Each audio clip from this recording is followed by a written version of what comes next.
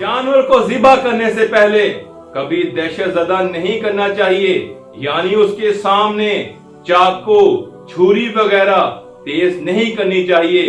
दहशत ज़दा होने से जानवर के जिस्म में हिस्टामीन का खराज शुरू हो जाता है और खून जहां होता है वहीं जमना शुरू हो जाता है। गोश्त के लिए तमाम जानवरों की शारक काटने के बाद तकरीबन 2 से 5 मिनट खून के बहने का इंतजार करना चाहिए। फौरी शारक काटने से या जल्दी हराम मगज को झटका देकर तोड़ने से एड्रेनालिन का तवाज़ुन बिगड़ जाता है। इस तरह गोश्त ना अच्छी तरह गलता है और ना सही तरीका से हजम होता है और मखसूस बदबू देता है।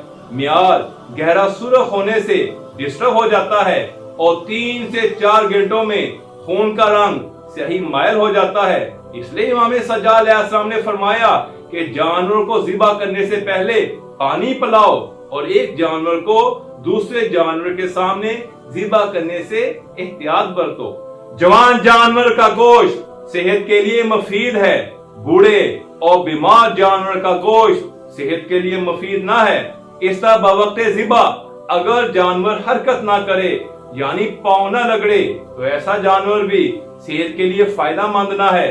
इमाम सादिक अलैहिस्सलाम से पूछा गया कि हलाल ज़िबा किए हुए और मुर्दा जानवर के गोश्त में क्या फर्क है।